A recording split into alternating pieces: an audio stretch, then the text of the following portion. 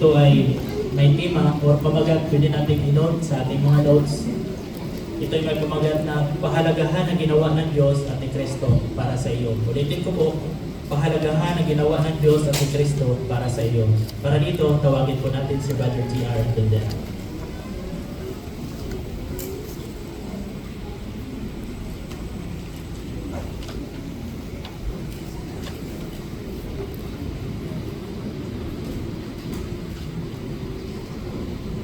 Kapag naririnig nyo ang salitang anibersaryo, ano ang naiisip ninyo? Kung ikaw ay may asawa, marahil ang maiisip mo ay anibersaryo ng inyong kasal. At napakalaga sa inyo yung araw na yan. Kasi taon-taon, sinisikap nyo na i-celebrate yan. Nakatulong kasi yan na kapag sineselebrate nyo, hindi nyo makalimutan yung araw kung kailan kayo ikinasal. At iyak na maalala nyo rin yung mga araw na nagpakita kayo ng pag-ibig at binanggit yung mga sumpaan nyo sa isa't isa kasama ng inyong mga inimbitahan sa araw ng inyong kasal. Ganyan kahalaga ang araw ng kasal sa inyo. Taon-taon, sinisikap nyo na i-celebrate yan. Maliban sa anibersaryo ng kasal, alam nyo po ba na mayroong isang pinakamalagang anibersaryo na ginaganap taon-taon sa buong mundo? Ano iyon? Ito yung anibersaryo ng kamatayan ni Jesus, o tinatawag din natin na memorya ng kamatayan ni Jesus. Bakit ito mahalaga? Tingnan natin. Sa petang ito kasi, na halos 2,000 taon na nakalipas, ibinigay ni Jesus ang kanyang buhay para sa atin. Na-imagine natin yung haba ng panahon na yon, halos 2,000 taon. At maaari nating makalimutan yung sakripisyo na ginawa ni Jesus. Pero para hindi natin ito makalimutan, mayroon siyang iniutos sa atin. Ano yun? Tingnan natin itong ulat ng Lucas, Kabanata 22, talata niya 19 at 20. Lucas, Kabanata 22, talatang 19 at 20. At pinapaksiyan ko po kayo mga kapatid, kasama ng aming mga bisita, gayon din yung mga in-invite namin sa okasyong ito, pakisuyo, subaybayan niyo ako sa lahat ng teksto ang babasahin ko. Sabi diyan, kung nandiyan na kayo, kumuha rin siya ang tinapay, nagpasalamat sa Diyos, pinagpira-piraso ito, ibinigay sa kanila at sinabi, sumasagisag ito sa aking katawan na ibibigay ko alang-alang sa inyo.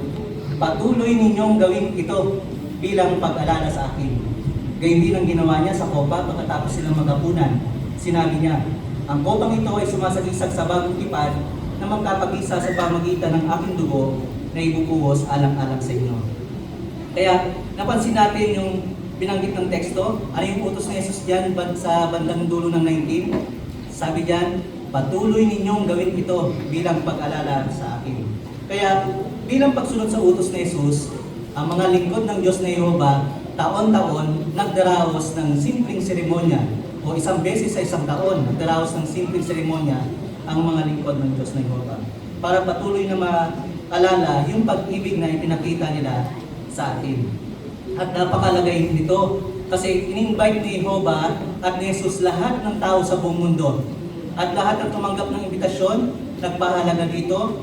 Sa ngayon, kasama natin silang nagdarahos ng hapunan ng Panginoon at nagtitipon sila sa mga kingdom hall, assembly hall, o katulad dito mga nirentahang pasilidad.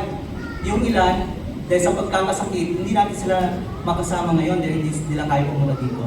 Pero kahit nasa bahay sila, kasama rin silang magpapahalaga ng memorya ng kamatayan ni Jesus. At kahit sa mga bansa na may pagbabawal, handa nilang isakripisyo o handa nilang isakripisyo ang kanilang buhay, maidaos lang ang memorya ng kamatayan ni Jesus. At ganyan kahalaga sa mga saksi ni Jehovah ang araw na ito. Alam niyo po ba na kahit hindi lingkod ng Diyos na Jehovah, kahit hindi Kristiyano, nagpapahalaga dito?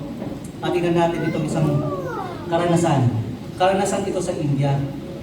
Yung isang kapatid, nagbigay ng invitation sa isang Muslim sa India. Tinanggap ng Muslim yung invitation na yon. Sabi niya, dadalo siya kasama ng kanyang pamilya. Ngayon, yung araw na memorial na, kailangan magsakripisyo nitong Muslim na ito. Kasi mula sa bahay nila, papunta doon sa event ng pagdarausan ng memorial, malayo. Kailangan niyang gumastos kasi kailangan niyang mag-arkila ng mga sasakyan. O bakit mga sasakyan? Alam niyo po ba kung ilan yung a-attend? Siya, kasama ng 100 Muslim a-attend sa memorial. Kaya na-imagine natin, kahit ano pa ang pinagmulan mo, kahit ano pa ang reliyon mo, kung nakita mo kung gaano kahalaga itong sakripisyo ni Jehovah at ni Jesus para sa iyo, tiyak na papalagaan mo ito. Tiyak na dadalo ka dito. At maliban sa Muslim na karanasan kanina nabanggit natin, kayo din, nagsakripisyo kayo. Yung ilan ay baka tulad kayo ng Muslim kanina nag-arkila din ng sasakyan para makatin dito. O baka yung ilan, mula Talanay hanggang dito, nilakad nyo.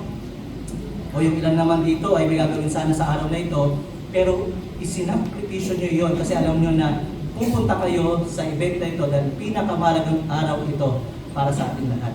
Kaya kinokomendahan namin kayo at pinapasalamatan namin kayo sa pagsasakripisyo nyo para makasama namin sa pag-alala sa kamatayan ni Jesus.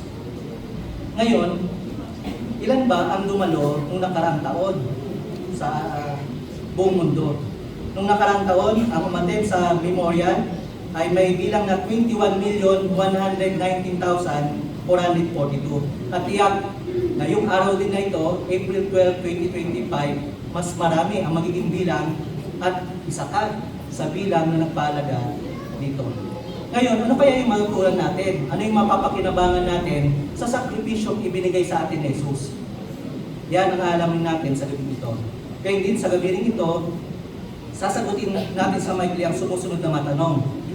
Una, paano naging posible ang buhay na walang hanggan sa pamamagitan ng kamatayan ni Jesus? Ikalawa, sino ang nakikinabang sa may sakripisyo ni Jesus? Ikatlo, sino ang dapat makibahagi sa tinapay at alak? At panguli, bukod sa pagdalo sa pagtitipong ito, ano ba ang pwede natin gawin para may pakita ang ating pagkakalaga? Di ngayon, dumako na tayo sa unang tanong. Paano naging posible ang buhay na walang hanggan sa pamamagitan ng kamatayan ng Jesus? Para sa aming mga bisita at mga inaralan, alam niyo po ba na napakaganda ng layunin ng Diyos para sa ating mga tao? Gusto niya na magkaroon tayo ng masayang buhay. Buhay na walang hanggan sa paraisong lupa, walang mga problema. At kitang-kita iyan nung nilalang ni Jehovah ang unang mag-asawa si Adan at Eva. Nasa kanila na ang lahat. Perfecto ang kalagayan nila. Hindi na sila mamumblema sa pagkain. Napakaganda ng Garden ng Eden. Pero para mapanatili nila yung ganong kagandang kalagayan, may kailangan silang gawin. Kailangan nilang patuloy na maging masunurin sa Diyos na Jehovah. Pero nakakalungkot, hindi sila sumunod. Nagrebelde sila. Kaya ang resulta, nawala nila yung pag-asang mabuhay magpakailanman. At alam niyo po ba na may mas nakakalungkot doon? Ano iyon? Tingnan natin itong ulat ng Roma, Kabanata 5, talatang 12. Sino ba yung naging kasama nila na nagdusa din dahil sa pagkakagawa nila ng pagkakamali? Roma, Kabanata 5, talata 12. Nandiyan na po kayo. Sabi diyan, kaya sa pamamagitan ng isang tao, ang kasalanan ay pumasok sa sangkatauhan. At dahil sa kasalanan ay pumasok ang kamatayan. Kaya naman, ang kamatayan ay lumaganap sa lahat ng tao dahil silang lahat ay nagkasala. Kaya nakita natin sa teksto, dahil sa pagiging masuwain nila Adan at Eva, ano ang naging resulta? Hindi lang sila ang nagdusa, ang nakakalungkot na ipasa din nila sa atin o na ipamana din nila sa atin ang masaklap na kalagayan na yan. Kaya lahat tayo nagdurusa at namamatay. Pero baka maisip natin, pwede ba kaya tayo makaligtas sa ganung masaklap na sitwasyon na iyon? Pwede ba yung isa sa atin dito ay mawala yung kasalanan sa atin at kamatayan? Ang sagot, opo, pwede. Pero paano? Sa pamamagitan nito ng dalawang pinakadakilang pagpapakita ng pag-ibig. Yung una, pag-ibig ni Jehovah. Ayon sa 1 Kabanata 3, talatang 16, usang loob na isinugo ni Jehovah sa lupa ang kanyang anak bilang pagtubo sa atin. At yung ikalawa, pag-ibig ni Jesus, ayon sa Mateo Kabanata 20, talatang 28, kusang loob na ibinigay ni Jesus ang kanyang buhay para sa atin. Kaya ano ang naging resulta ng dalawang pag-ibig na ito para sa atin? Ipagpatuloy natin yung pagbabasa. Dito naman sa talata tayo ng 19. Roma, Kabanata 5, talata 19. Sabi diyan, kung nandiyan po kayo, dahil lang sa pagsuway ng isang tao, si Adan iyon, marami ang naging maksalanan. Pero dahil sa pagkamasunurin ng isang tao, si Jesus ito, marami ang magiging matuwid. Kaya napansin natin sa teksto, at kung titignan din natin ngayon ang larawan, ayan. Yan sa larawan, dahil kay Adan, lahat tayo nagkakasala at namamatay. Pero dahil sa buhay ni Jesus, lahat ng tao ay posibleng magkaroon ng magandang kaugnayan sa Diyos na Jehovah. Pwede silang maging matuwid at magkaroon ng buhay na walang hanggan. Kaya napakaganda ng sakripisyong iyan ng Diyos para sa atin, hindi po ba? At yung sakripisyong iyan, yan ang pinakamalaking sakripisyo na naganap sa buong kasaysayan. Walang tao ang kayang gumawa ng ganyan. I-imagine na lang natin kung gaano kahirap sa Diyos na Jehovah yung ginawa niyang sakripisyo. Bigay tayo ng halimbawa. Sino na dito yung namatayan ng mahal sa buhay? Marahil ang namatay sa kanya, anak niya o magulang niya. At bago ito mamatay, ilang linggo nakita niyo yung pagdurusa ng inyong mahal sa buhay. Ano ang nadarama ninyo? Ano yung nadarama ninyo habang yung mahal mo sa buhay umiiyak, nagmamakaawa sa iyo kasi hirap na siya sa kalagayan niya. Ano yung nadama nyo nung nakita ng inyong mata na naghahapon na ng hininga ang iyong mahal sa buhay? At ano ang nadama mo nung wala na, patay na ang mahal sa buhay? Hindi ba kahit may pagkabuhay muli naman, hindi ba nasasaktan tayo? Lalo na kung nasaksiyan natin yung paghihirap ng ating mahal sa buhay. Kung tayo, nadarama natin yan, mas lalong higit ang Diyos na Jehovah. Kasi sa Kanya nagmula yung ganyang katangian. Kaya ano na lang ang madarama ni Jehovah? Tignan natin itong susunod na larawan. Imagine natin ang damdamin ng Diyos na Jehovah. O halimbawa, nasa langit si Jehovah. Nakikita niya yung kanyang anak. Ano yung madarama niya habang yung kanyang anak hinahampas ng latigo, tapos yung dulo kasi ng latigo na yun, may mga spike na pag inugot yun ng sundalo, kasama yung laman ni Jesus. Ano yung nadarama ni Jehovah habang nakikita niya yung kanyang anak nakatingin sa kanya? Tiyak na nalulungkot ang Diyos na Jehovah. Ano yung nadarama ni Jehovah habang nakikita naman niya yung kanyang anak iniinsulto, sinuutan ng koronang tinik, tapos umaagos yung dugo? At ano ang nadarama ni Jehovah nung nakita niya ang kanyang anak pinako sa tulos at wala na, patay na ang kanyang pinakamamahal na anak? Hindi ba kahit alam naman niya na bubuhay niya muli ang kanyang anak, hindi ba ang sakit-sakit iyon sa Diyos na Jehovah? Napakahirap makita ang kanyang anak na nagdurusa. At alam niyo po ba kung ano mas masakit? May kapangyarihan ng Diyos. Kaya niya sanang pigilan na mangyari yung kay Jesus. Pero hindi niya yung ginawa dahil sa'yo, para sa'yo, para magkaroon ka ng buhay na walang hanggan. Kaya, hindi ka ba natatouch? Hindi ba naatig yung puso mo na tinigis ni Jehovah yung sakit na iyon para magkaroon ka ng buhay na walang hanggan? O tiyak na naatig ang puso natin. At yan nga ang dahilan kung bakit tayo nandito. Kasi gusto natin paalagaan yung sakripisyong ginawa na iyan ng Diyos na Jehovah at Jesus para mabuhay tayo magpakailanman. Pero mabuhay magpakailanman saan? Sa langit kaya o sa lupa? Para masagot natin yan, dako na tayo sa susunod na tanong. Sino ang nakikinabang sa maibigong sakripisyo ni Jesus? Sa ngayon, maraming tao ang nagsikap na gumawa ng mabuti kasi iniisip nila na pag gagawa daw sila ng mabuti, pag mamatay sila, pupunta sila sa langit. Totoo kaya yon na pupunta ang isa kapag namatay, pupunta siya sa langit? Ang sagot, opo, totoo yun. May pupunta talaga sa langit. Kasi sa Bible, nilarawan yung dalawang pag-asa sa inaharap. Una, makalangit na pag-asa at ikalawa yung makalupang pag-asa. Kaya siguradong may pupunta talaga sa langit. Pero lahat ba tayo pupunta sa langit? Lahat ba ng tao pupunta sa langit? At titignan natin, Bible mismo ang sasagot dito sa Apokalipsis, Kabanata 14, talata niya 1. Apokalipsis, Kabanata 14, talata 1. Nandiyan na po kayo? Sabi diyan, at nakita ko ang kordero, tumutukoy ito kay Jesus, na nakatayo sa bundok na tumutukoy din sa langit. At may kasama siyang 144,000 na may pangalan niya at pangalan ng kanyang ama na nakasulat sa noo nila. Kaya Napansin natin dito, ilan yung kasama ni Jesus sa langit? Binanggit dyan, 144,000 lang. May limitadong bilang lang pala ang pupunta sa langit. O bakit limitadong bilang lang? Bakit hindi tayo kasama doon? O di para maunawaan natin, tignan natin ulit yung Biblia. Ano ba yung gagawin ng 144,000 na ito? At kasama tayo ng ilang kabanata, dito tayo sa Kabanata 5, talata 10. Kabanata 5, talata 10 ng Apokalipsis. Sabi dyan, at ginawa mo silang isang karian at mga saserdote sa ating Diyos, at pamamahalaan nila ang lupa bilang mga hari.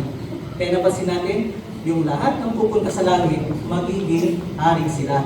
Kaya narapat lang na limitado lang ito. Di parang na-imagine natin, bigay tayo ng halimbawa. Halimbawa sa gobyerno ng Pilipinas, ilan lang ba ang pwede maging presidente, vice-presidente, ilan lang ang pwede maging senador, congressman, mayor, hanggang sa barangay captain. Hindi ba may limitadong bilang lang? Hindi lahat ng tao ay pwedeng manungkulan o maupo sa posisyon sa gobyerno. Limitado lang. Sa katulad na paraan, sa kaya din ng Diyos, limitado lang din ang aakyat sa langit bilang maging hari. Kaya, karamihan sa mga dumadalo sa apunan ng Panginoon ay walang makalangit na pag-asa. Ang pag-asa nila dito sa lupa. Di baka maisip natin, ano naman ang magiging kalagayan ng mapupunta dito sa lupa? Ay may pag-asang, may makalupang pag-asa. Para ma-imagine natin, alamin natin, sino nga ulit yung magiging hari? Si Jesus, anak siya ng Diyos, perfecto siya. At yung 144,000, perfecto din. Hindi sila gagawa ng pagkakamali. Hindi sila gagawa na ikakapahamak natin. At napaganda ng mga gagawin nila sa inaharap. Tingnan natin itong kalagayan na ito. Isaiah Kabanata 35, talatang 5 and 6. Isaiah Kabanata 65, talatang 21 at 22. 65, talata 21 at 22. Sabi dyan, magtatayo sila ng mga bahay at titira sa mga iyon, at magkakaroon sila ng ubas at kakainin ng bunga nito. Hindi sila magtatayo pero ibang titira, at hindi sila magtatanim pero iba ang kakain. Kaya ang mga araw ng bayan ko ay magiging gaya ng mga araw ng isang puno, at lubusan silang masisiyahan sa mga gawa ng kailang mga kamay. Kaya na-imagine natin itong binabasa nating teksto. Itong binasa natin, pangarap natin ito. Sino dito yung nangangarap na magkaroon ng sariling bahay? Baka ngayon namumupahan kayo o walang sariling bahay. Parang sa panahon natin sa ngayon, parang pangarap na lang din yung pagkakaroon ng bahay kasi sobrang hirap ng kalagayan ngayon. Pero sa paraiso, sa ilalim ng kariyan ng Diyos, tiyak na hindi yun magiging pangarap kasi tutuparin yun ni Jesus kasama ng 144,000. Sagana ang pagkain doon. At pinanggit din dito, magkakaroon tayo ng buhay na tulad ng isang puno. Ibig sabihin, mahaba ang buhay natin. Buhay na walang hanggan. At para ma-imagine pa natin, tingnan natin ang susunod naman na larawan. Ayan, dyan sa larawan, makikita naman natin dyan yung talagayan sa paraisong lupa. Na-imagine nyo na po ba nagagawa kayo ng bahay malapit sa ilog o sa falls? Ang ganda nun, no? Ang sarap ng kalagayan yan. At ini-imagine nyo ba na ikaw yan, kasama lang yung pamilya, pinagmamasdan mo yung mga proyekto ng pamamahala ng Diyos? Napakaganda kung nandyan tayo. Gusto nyo po ba na nandyan kayo? Gusto nyo kaya? Kung gusto ninyo, mas lalong higit gusto yan ni Jehovah. Pinakita niya yan, yung ibinigay niya ang kanyang anak. Kasi gusto niya na lahat kayo, kasama ng inyong pamilya, ay sama-sama sa paraiso. Kaya napakaganda ng kalagayan natin sa paraiso, hindi po ba? Pero baka maisip natin, oo, napaganda ng paraiso, pero parang mas gusto ko pa rin doon sa langit. Parang gusto kong maging hari doon. Pwede ba akong mamili? Pwede ko bang sabihin sa Diyos na Jehovah na doon na lang ako sa langit? Pwede kaya iyon? Ang sagot, hindi po pwede iyon. Hindi natin pwedeng piliin. Kung saan natin paglilingkuran ang Diyos na Jehovah? Sino ang mamimili? Yung naglaan ng pagpapala, ng pag-asa ng Diyos na Jehovah lang. Pwede natin piliin kung magiging lingkod tayo niya o hindi, pero ang pagpapasya, kung saan tayo maglilingkuran, kung sa langit ba o sa lupa, walang iba kundi ang Diyos na Jehovah. Kaya, paano na natin malalaman ngayon kung pinili tayo ni Jehovah na maglingkod bilang hari sa langit? Ang malalaman natin ang sagot kapag natakuha na natin itong pangatlong tanong. Sino ang dapat makibahagi sa tinapay at alak na makikita ninyo dito sa harapan? Bagamat ang makalangit na pag-asa at makalupang pag-asa ay parehong makikinabang sa pantubos na ibinigay ni Jesus, pero ang may makalupang pag-asa ay hindi dapat makibahagi sa emblema na nakikita natin yan. Bakit hindi sila makibahagi? Para malaman natin, tingnan natin yung example na ginawa ni Jesus nung idaos niya yung memorial ng kanyang kamatayan. Sino yung kasama niya at sino yung inaasahan niya na makikibahagi din dyan. Tingnan natin yung ulat dito sa Lucas, Kabanata 22, talata 28 hanggang 30. Lucas, Kabanata 22, talatang 28 hanggang 30. Sabi dyan, kung nandyan na po kayo, gayunman, kayo ang mga nanatiling kasama ko sa aking mga pagsubok. Ang kausap dito ni Jesus, yung mga apostol niya. At nakikipagtipan ako sa inyo para sa isang karian kung paano nakikipagtipan sa akin ng aking Ama. Para makakain kayo at makainom sa aking mesa, sa karian ko, at makaupo sa trono para umatol sa 12 tribo ng Israel. Kaya napansin natin, sino yung nakibahagi ng emblema? Yung mga apostol na maghahari kasama ni Jesus. At ang inaasahan lang din ni Jesus na makikibahagi dyan, yung may kalangit na pag-asa. Kaya, ilan kaya sila makikibahagi? So, para ma-imagine natin, ilan ba yung nakibahagi noong nakarang taon? Noong nakarang taon, ang kumain ng tinapay at alak ay may bilang na 23,212. Napakaunti ng bilang na yan kumpara sa 21 million plus na binanggit natin kanina na dumalo noong nakarang taon. Kaya, ngayong gabi sa buong mundo, ganyan lang din kaunti ang makikibahagi sa emblema. Kaya, kung hindi naman pala tayo kakain ng tinapay, hindi naman tayo iinom ng alak, eh bakit nandito pa tayo? Bakit tayo dumalo dito? Hindi naman pala tayo makikibahagi yan. Para ma-imagine natin, bigay tayo ng isang ilustrasyon. Halimbawa, nabalitaan mo na yung iyong kaibigan, ikakasal siya. Napakalaga sa iyo ng kaibigan mo na yun. Tapos yung kaibigan mo, in-invite ka niya kasi gusto niya na nandoon ka sa kasal niya. Mahalaga ka rin sa kanya. Ano ang gagawin mo? Tatanggapin mo ba yung invitasyon? Hindi naman ikaw yung kakasal. Hindi ba tatanggapin natin? Kasi gusto natin masaksihan yung pinakamahalagang araw sa kaibigan natin. Sa katulad ng paraan, bagamat hindi tayo makikibahagi dyan, umattend tayo dito kasi gusto nating masaksihan yung pinakamahalagang araw para sa Diyos na Jehovah at Jesus.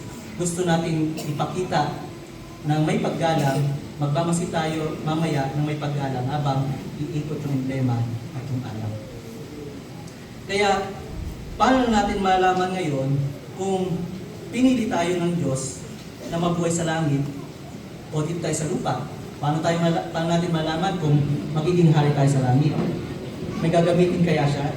Kung titingnan natin itong ulat ng Roma, Kabanata 8, talata 15 hanggang 17, gagamitin ni Jehovah ang banal na Espiritu, ang pinakamakapangyarihang pwersa para tulungan ang isa na may makalangit na pag-asa na siguraduhin sa kanya na siya ay pupunta sa langit at siya ay kakain ng tinapay at alak.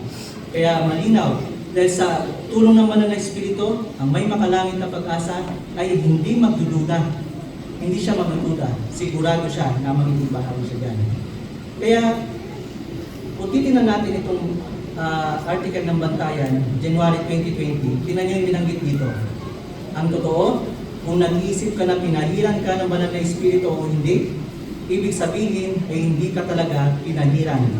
Hindi na pinag-isipan ng mga pinili ni Jehovah kung pinahiran sila o hindi. Sigurado sila. Kaya malinaw, yung may makalangit na pag-asa, siguradong sigurado sila. Kaya kung ikaw, nag-iisip ka, nagdadalawang isip ka kung kakain ka ba mamaya o hindi, o baka nagtatanong ka sa katabi mo, o baka magtatanong ka sa isa sa mga elder. Kung gagawin mo yan, pinapakita lang yan na hindi ka talaga mabubuhay sa langit. Dito ang pag-asa natin sa lupa. Kaya, ano na lang ang madarama ni Jehovah kung hindi ka naman niya pinili, pero pinili mo makibahagi dyan? Ano ang madarama niya? At para ma-imagine din ulit natin, balikan natin yung ilustrasyon natin. Halimbawa, tinanggap mo na yung imbitasyon. Dumalo ka na, umatin ka na sa kasal niya. Ngayon, nag-uumpisa na yung marcha. Naglalakad na yung makikibahagi sa marcha. Tapos sa bandang huli, maglalakad na yung ikakasal. Pero bigla kang tumayo sa upuan mo at sinabayan mong naglalakad yung ikakasal, yung bride. Ano ang madarama ng groom na in-invite ka niya, ginawa mo yung bagay na hindi mo naman dapat gagawin? Hindi ba't malulungkot siya? Baka magalit pa siya sa'yo kasi in-invite ka niya, ang inaasahan niya sa'yo, magmamasid ka lang pero gumawa ka ng bagay na hindi mo naman dapat gawin. Sa katulad na paraan. Katulad na nabanggit natin kanina, in-invite tayo ni Jehovah dito. At napakahalaga sa atin ng Diyos na Jehovah, kaya nandito tayo ngayon, umaten. Kaya kung makikibahagi tayo sa emblema mamaya, hindi naman niya tayo pinili. Katulad tayo ng ilustrasyon. Kaya na hindi matutuwa ang Diyos na Jehovah. Dahil parang sinisira natin ang malagang araw para sa kanila. Kaya hindi tayo gagawa ng bagay na ikalulungkot ng Diyos na Jehovah at ng Jesus kasi napakahalaga nila sa atin. Kaya muli, bilang pag-uulit, kapag mamaya iikot itong alak at tinapay, para may pakita natin, pinapahalagan natin ang Diyos na Jehovah at si Jesus, magalang tayong magmamasid habang iniikot ito kung hindi naman tayo mabubuhay. O pinili ni Jehovah na mabubuhay para sa kanila. Di ngayon, oras na para alalahanin natin ang kamatayan ni Kristo. Tutularan natin ngayong gabi ang palisang ipinakita ni Jesus para sa pagdaraos ng memorial. Paano ba natin iikot itong emblema? At para malaman natin, tingnan natin yung example ni Jesus. Basahin po natin yung unang Korinto, Kabanata 11, talata 23 at 24. Unang Korinto, Kabanata 11, talata 23 at 24. Sabi diyan na po kayo, dahil ang tinuturo ko sa inyo ay galing sa Panginoon. Noong gabi, pagtataksila ng Panginoong Hesus, kumuha siya ng tinapay. At nang makapagpasalamat, pinagpira-piraso niya ito at sinabi, sumasagisag ito sa aking katawan, na ibibigay ko alang-alang sa inyo. Patuloy ninyong gawin ito bilang pag-alala sa akin. Kaya napansin niyo dyan, bago ibigay yung tinapay, ano ang ginawa? Nagpasalamat. O ibig sabihin, nag-pray muna sila. Kaya mamaya, bago natin iikot yung tinapay, mag-pray muna tayo. Pero bago natin gawin iyon, talakayin lang natin saglit itong tinapay. Para sa ilang reliyon, inisip nila na itong tinapay daw ay yan yung literal na katawan ni Jesus. Pero literal bang katawan niya ni Jesus? Ayon sa sinasabi ng ilan, napansin niyo dyan, binabanggit niyan na sumasagisag ito sa katawan ni Jesus na walang kasalanan. Kaya sumasagisag lang ito, hindi ito literal na katawan ni Jesus. Di ngayon, oras na para mag-pray tayo sa tinapay at ang papaksyon nating mananalangin dito ay si Brother Joe Valencia.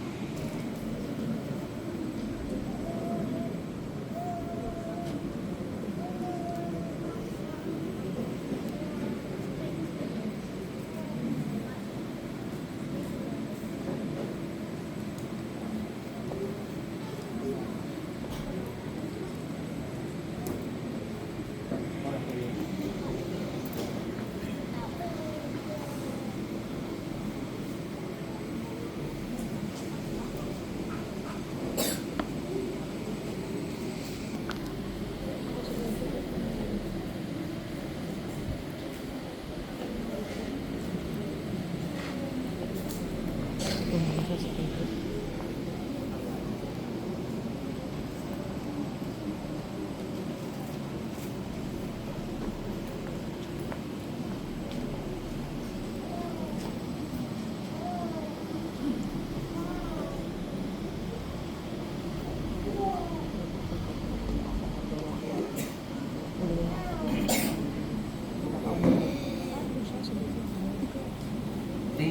tapos na natin iikot itong tinapay na sumasagisag sa katawan ni Jesus.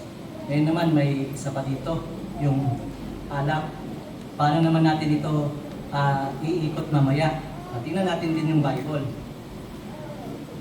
Pagpatuloy natin yung pagbabasa dito sa talatang 25. Nandiyan pa ba kayo sa Unang Korinto, Kabanata 11, talata 25. Sabi diyan, kung nandiyan na kayo, gayon din ang ginawa niya sa kopa pagkatapos silang mag-apunan. Sinabi niya, ang kopang ito ay sumasagisag sa bagong tipan na magkakabisa sa pamamagitan ng aking dugo. Patuloy ninyong gawin ito at sa tuwing iinumin niyo ito, alalahanin niyo ako. Kaya napansin niyo dyan sa unang bahagi ng 25, binanggit yan na gayon din ang ginawa niya sa kopa. Ibig sabihin, kung paano natin inikot yung tinapay, ganun din yung sa alak. Mag-pray muna tayo. Pero, paliwanag lang natin ng konti itong alak. Iniisip din ng ilan na itong alak ay kumakatawan sa, literal na dugo ni Jesus. Yun ang iniisip ng ilang reliyon. Pero napansin niyo sinabi dito ni Jesus, yung unang alak ay sumasagisag sa mahalagang dugo ni Jesus na ibubuhos para mapatawad ang kasalanan ng mananalig. Kaya sumasagisag lang ito sa mahalagang dugo ni Jesus. Di ngayon ay magpipray na tayo para sa alak at ang magpipray para sa atin si Brother Walter sa Alosan.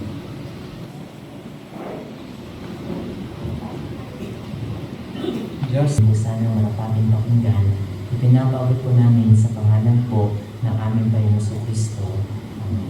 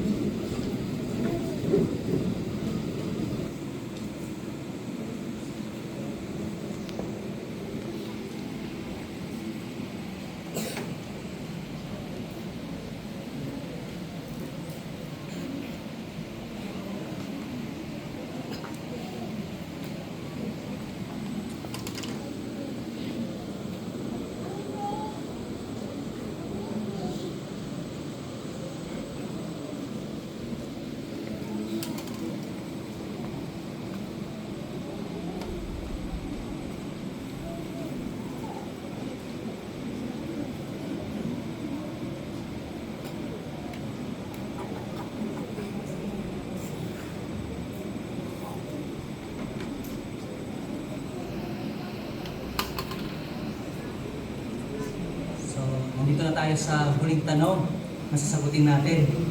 Ano ba ang pwede nating gawin para maipakita ang ating pagpapahalaga?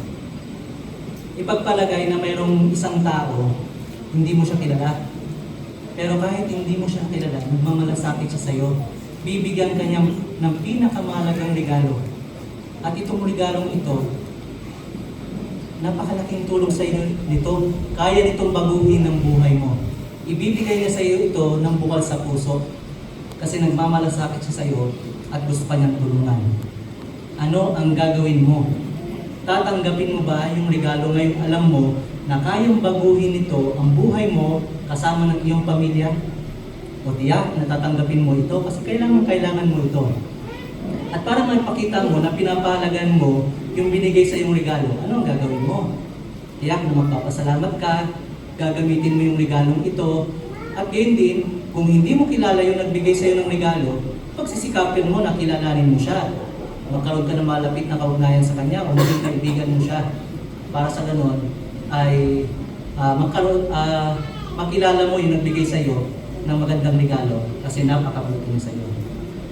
Sa katulad na paraan, katulad na natalakay natin ngayon, tayo ngayon ay may matatanggap na regalo.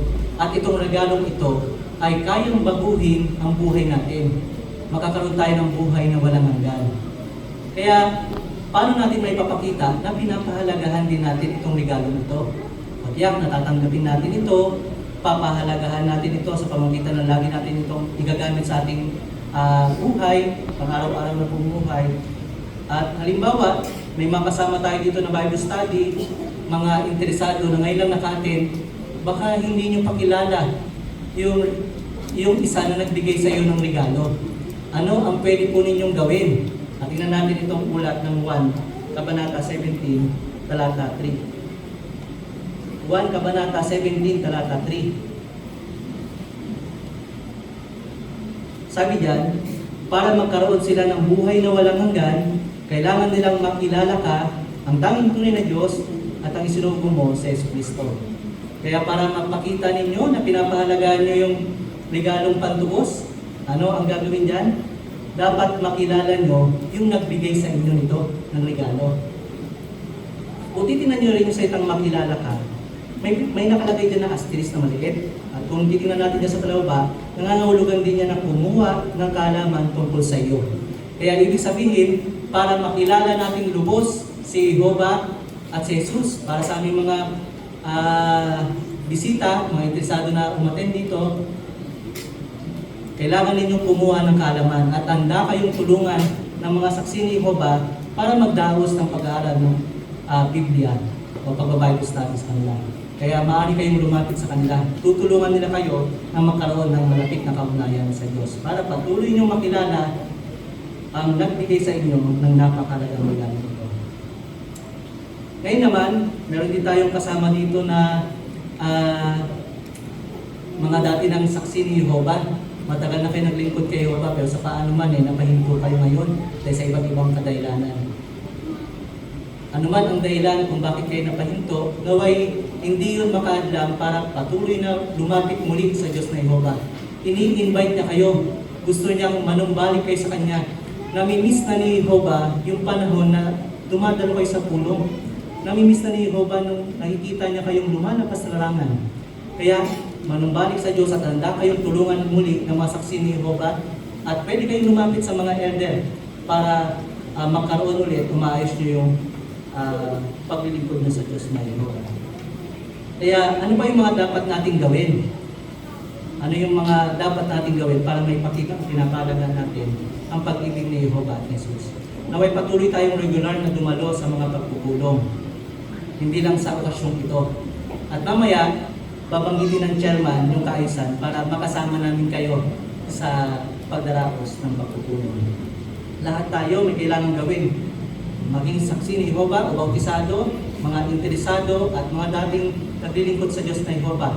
Pwede nating maipakita ang pagpapahalaga sa sakripisyong ginawa nila kung patuloy nating paglilingkuran si Jehovah at sasambahin sila. At ano ba ang dapat nating gawin? Basahin natin yung panguling teksto. Ikalawang Korinto, Kabanata 5, talata 14. Ikalawang Korinto, Kabanata 5, talata 14 at 15. Sabi diyan, ang pag-ibig ng Kristo ang nagpapakilos sa amin dahil ito ang naunawaan namin. Isang tao ang namatay para sa lahat dahil namatay ang lahat. At namatay siya para sa lahat nang sa gayon, ang mga nabubuhay ay hindi na mabubuhay para sa sarili nila, kundi para sa Kanya na namatay alang-alang sa kanila at binuhay muli. Kaya ayon sa teksto, dahil sa sakripisyo na ginawa ng Diyos na Jehovah at Jesus, napapakilos tayo na wag nang mabuhay para sa ating sarili. Mabubuhay na tayo para sa Diyos na Jehovah at sa kay Jesus. Kaya sa susunod na mga araw o linggo, mamaya pag-uwi natin sa bahay, pag-isipan ng may pagpapalaga ang isinakripisyo ni Jesus. At naway maudyo ka kasalang ipakita ang iyong pagpapalaga sa ginawa ng Diyos at ng Kristo para sa iyo. Magandang gabi sa inyo.